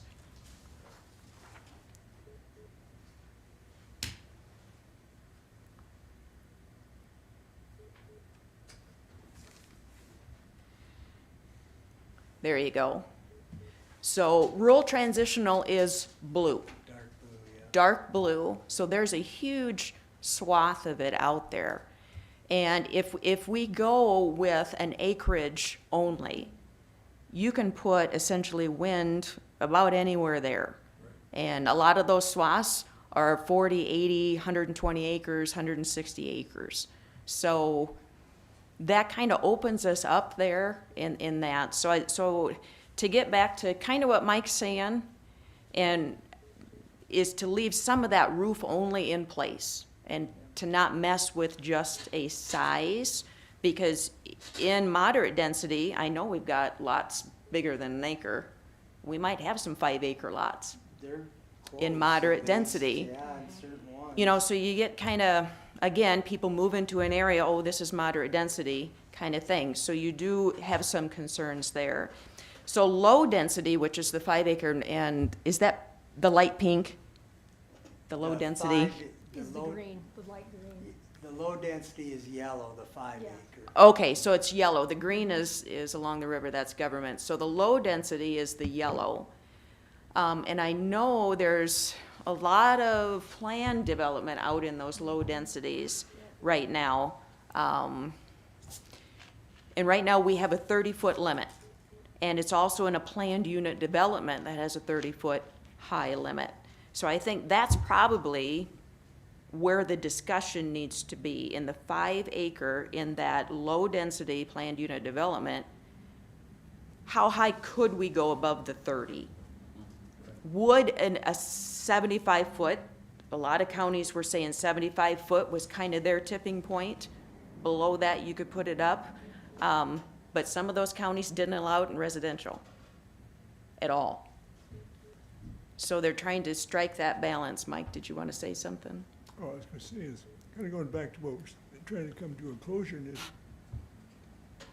why do we have to change anything right now? And go back to Ryan's comment, if there is a request, at least there's an opportunity that has to be, permitted at that particular time. And you don't have in your ordinance that they can all be going and following a certain pattern.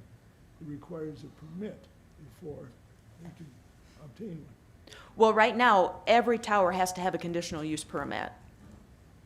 Is that what you're saying? Or are you saying they could come and ask for a variance? No, okay, fine. Yeah, I'm not following. I mistook the assumption before. That was my mistake right there. Okay, Yeah, it requires a permit, but still try to limit it. And why change it? yep. So it's, do we want to open up an increased tower in low-density and planned unit development areas? And again, your low density is that yellow up there. And I think, I'm getting back to, like, I'm not like espousing any one idea, I'm just trying to really drive the conversation here, is the fact that Right here. what we have right now essentially eliminates it. So I think, you know, if we either say just none, or we actually set a tower height that is probably something that would make sense to someone who actually wants to do one of these, you know. Yep. And that's the discussion in a nutshell. Is, right now it's 30 foot. Is anybody in that yellow area gonna put up a 30-foot tower? They shouldn't, They, but will they? Yes. Sherry, oh, they haven't yet. I don't know if we want to take any public comment yet, or in this area? But Yeah, we sure someone- can. Yeah, someone wants to talk. I'm sitting here listening to the what if. Come on up here. I'm sitting here listening to the what if situation. It's kind of like shopping for a Christmas tree. Everybody wants the same Christmas tree every year. No, they want a bigger one, a little one, or something different. Your point, you know, there's gonna be disparity as time goes on. I think you as a group got to say, this is what our county's gonna do. This is our Christmas tree plan for the windows. If you don't like it, you got a petition to do something about it. If you like it, go for it. This is the plan. If you want to pay more for a bigger tree, you pay more. I don't think you're gonna please everybody, but you gotta have a way for people to be happy with what they do. And you are gonna get some people that will always say, well, why the hell did they put that windmill over there when they should have put it over here? You know, or that Christmas tree I don't like, but that one's a pretty nice one. You know, so you gotta just kind of, you're not gonna make everybody happy, but you gotta have a good basis, and you've done other counties, and you got maps here where you could set some zones up. How many wind farms are really gonna come in? You know, she just said there's 2 spots in the county right now. Well, and we're not even talking about those wind towers Yeah, yet. yeah, but That- are we visualizing those wind towers with the Christmas trees? Are we sitting here saying, God, I hate looking at that, at the Kennedys and the Oceans, whatever? This is our Christmas trees. This is what we want in the county as commissioners. It's the way it is. You know, you're not gonna please everybody. That's just my opinion. Yeah, and I think we understand that, and I think we're trying to get consensus just amongst ourselves Right. on what we should do. Now, this wind ordinance was written, well over 10 years ago. Stay the course. I can't remember exactly when it was written, and Stay the course, because if you It might get, even be 15 by 15, now. 15 years ago, and so we do need to go through and update it. What triggered it, what got us to, we had an application of a gentleman who wanted to put a wind tower up, and it eventually got approved. But it got approved on a technicality because it didn't completely agree with every word of this ordinance, because there's something in the ordinance that contradicts itself, and that's one reason we have to go through and do this. But you have to make sure that your rules still align with what you want today. And that's the discussion is, in the end, do we change anything here at all? That's the one question. How many people think we need to change something? Or we just leave it right here, we're talking about essentially A through H. We have to change I. Well, just A through H. Oh, okay. What needs to be changed on A through H?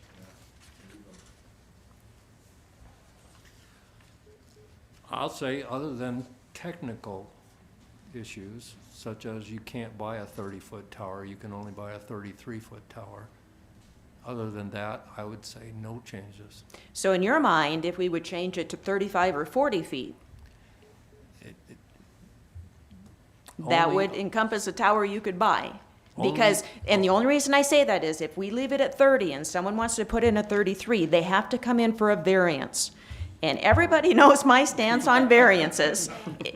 I do not approve variances. Now, every commissioner is different, but a variance is something that you have to prove a hardship, and that is not a hardship. Right. So that's my point, is if you want to allow something, you have to make it reasonable. So you're saying the number 30 could be something you would consider changing? Possibly. Okay, so but- stop there. Yeah. Everybody else? So I agree with the 30, and now talking about variances and hardships, and now in that language is that the lay of the land can create a hardship for your project. And if your lay of the land is such that your wind flow pattern is different, you could probably argue a reasonable variance for a taller tower. So my response to that would be every other lot out there has the same challenges. People have tried. Every one of them, because if you're building out there, you've got trees and slopes and other houses and all of that. So on that, I would disagree with you, but to my point, you should not be approving variances unless it's an absolute necessity. So what would everybody else change in A through H, or do we agree with it? I am not entirely sure. So commercial districts, again, well, we don't have very many of them. But again, commercial could be one of those areas where they may want to put in a wind tower that's taller. Okay, That's not in a residential area. I do agree, but like it is, But we the idea do- is your commercial districts aren't something that people are staring at. They're not residential. Right. They should be. We do have a Little couple way. parcels though, like Yeah. up on Highway 46, where they're very tiny and they're right on the highway and so so in that zone, you could simply have the 1.25 height if setback, they can meet that, then, Be yeah. it tiny. Okay, so we've identified the 30-foot and a possible change in commercial, because right now, commercial, let's see, is pink, 30 feet. Okay? Other thoughts? I would, for the rooftop mounted only, A, B, C. It seems very accommodating. I think those are fine. A, B, and C. Okay? D, 5-acre lots that can only have a 30-foot turbine, I think is way too restrictive. So the 30. 30, Okay. and I would change it, right, to 30, and even if we use 30 on some of these, I would go 35. Just Okay. because of practicality. But a 30-foot turbine limit on a 5-acre piece of ground is very restrictive. Okay? Lakeside commercial lots, rooftop on G, I think is reasonable. H, I think we should just rely on a setback. Okay. Other thoughts?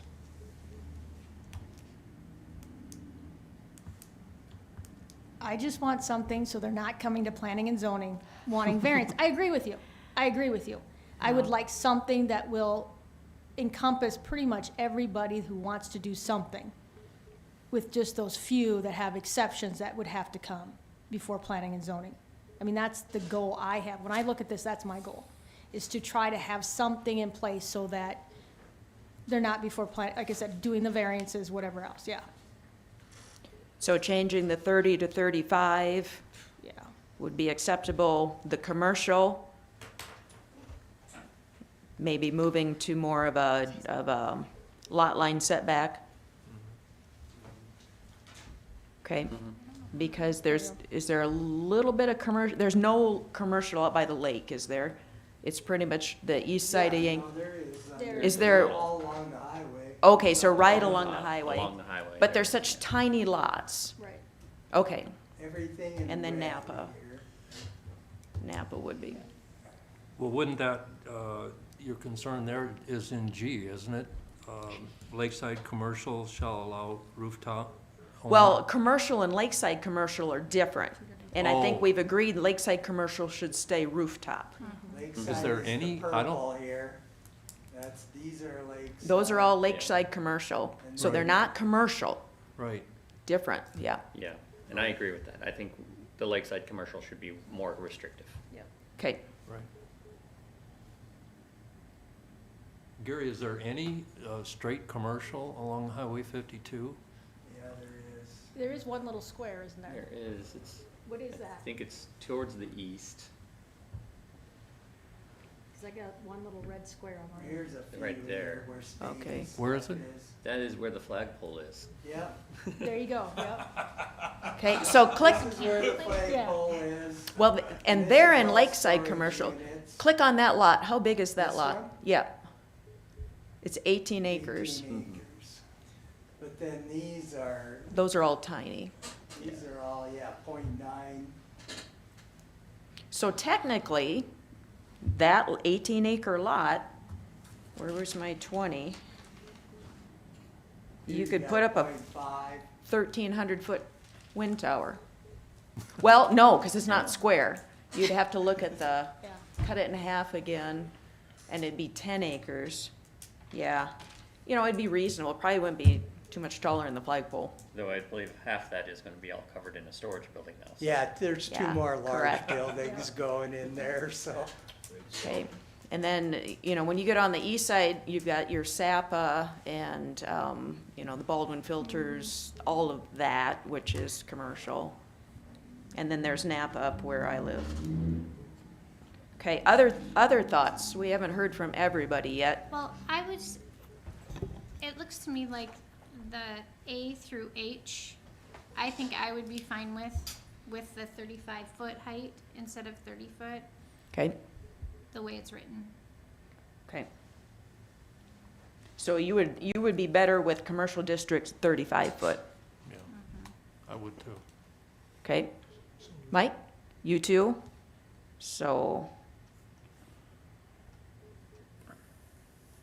So essentially, the only thing A through H would be changing the 30 to the 35 to accommodate a tower you can actually buy. Yeah. Jean, did you have any thoughts? Not that I'd care to verbalize it this time. Okay. That's fine. All right. Now, the one thing about this is, these all require a CUP. Okay, and our task today is not to talk about the next page, which is all the things that they need to meet, the noise, et cetera. So, are we still good with leaving everything a CUP? And it does require that to come to the planning board. Could that be permits instead with the same set of rules or not? We could call it a special permitted use. And what that means is they have a list of criteria, they go to Gary. Yep. Gary checks it off, yep, you've got the noise, you've got, the access, you can't get access to the tower within 8 feet, it's an approved wind turbine, it complies with the building, FAA, et cetera. So Gary could go through and say, yep, check, check, check, check, here's your permit. So what would be the drawback? The difference is there's no notification of the neighbors. A CUP, But if you meet all the qualifications, even if the neighbors know, is that gonna change the decision then? If they meet all, you know what I'm saying?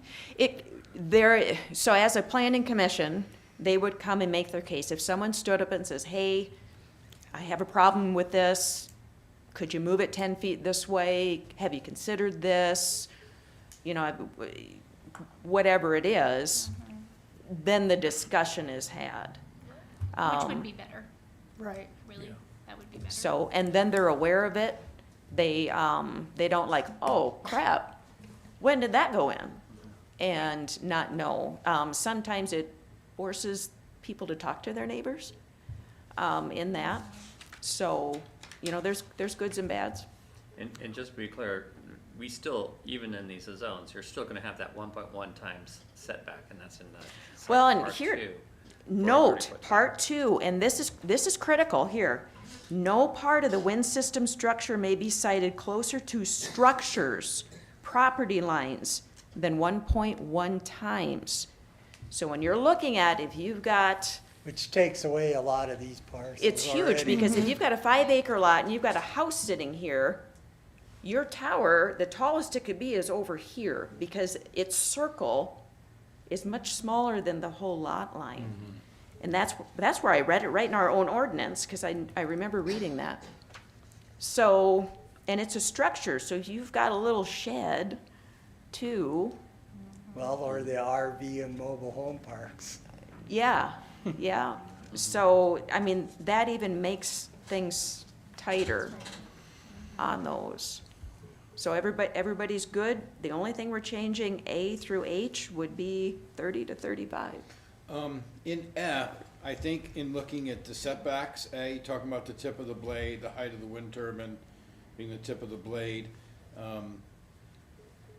it says in F, shall have total WEX height limit of 30 feet. Now, if you're gonna make it 35 feet, that needs to be hub height, not, we just may wanna clean up the definition there, cause Yes. 35 foot should be hub height, not blade tip. Where are you talking on F? On H, H. no, I'm sorry. F. F, I'm sorry, yeah, F. It says So- a total WEX Yeah. height limit. That goes, that goes to, yeah. So Making you it say that a we're blade uniform on height. I read that sounds to me like tip height. And it is, because I know it's defined Total in here. height It's the would be tip height. But if we're saying 35 feet, that's a hub height, not a tip height. So we have to be consistent throughout the ordinance, so we have to pick We one just or have to the write- other. Or just use the right terms in the right location.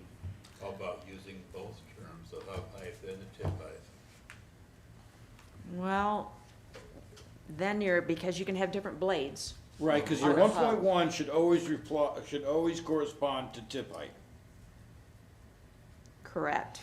So doesn't Because it if make it's a sense? fall thing, or whatever, but if it's a fall standard, it should be measured from the tip of the blades. Because So- when it falls, The blades that's are gonna what you're be there. measuring. Okay. So, Okay. doesn't it make sense, just keeping it always at total height limit? But then we have to think about Well, then we 35 should not go- we foot gotta of go a to hub 40 height, which our blade length is what, 2 feet? Those sky streams, no, the sky streams on a 33-foot tower have 6-foot blades. 6-foot blades, okay. So I would recommend on a 40-foot. A 40-foot Keep it all total height, total height and 40-foot, go 40-foot total height. yes. Well, and that's defined on the page to the left. It says, WEX total height shall mean the highest point above ground level reached by a rotor tip Yeah. or any other part of the WEX. Right. So the highest point, so, So if we went 40 on so, the total height, then we're driving with the use of the measurement for the setback. okay, So then let's look at our rooftop again. Including the turbine blades. Okay, so again, that's 10 foot to the tip of the turbine blade. above the roof line. Okay, so that way it's consistent Yep. to everything. Yep. Good? Mhm, yeah. Mike Healy? Good? Okay. All right, it's 6:00. We got through a paragraph. Pretty good, guys. So I think obviously it's a good time to break. So the next time we come, we have a speaker? Gary? Yes. Ronnie Hornstead. Okay, so that'll be the first 30 minutes. And then we are going to look at the large systems. And pretty much the ag zone. We did not talk about private in ag. So we'll talk about private use in ag zones, and then we're going to talk about commercial. And right now, I think commercial is only allowed in ag and commercial, large is only allowed in ag and commercial zones. I think we may have found consensus on this first part of 2603. The only other two things I would like to just mention here, on the number 5 and 6B. The approvals. by So I'm gonna stop AW you there. Okay, that's another topic. So that'll be after we get the zones and the setbacks Okay. all settled, then we're gonna come back and say, okay, now, this is what we Okay, have. gotcha. Does this still apply? Because that, Does that make sense? Yeah, this all makes sense, but those ones are pretty well considered to be outdated. Yes, I figured they would be. So, all right, any other concerns, questions? Okay. Thank you to the audience for coming and listening. You're doing a great job. And I would entertain a motion to adjourn. So moved. Second? I have motion, second, discussion. All in favor, say aye. Aye. All opposed, nay. Motion carries. Thank you. Thanks, Don. He kept beeping, so I don't know if we lost him or what. Maybe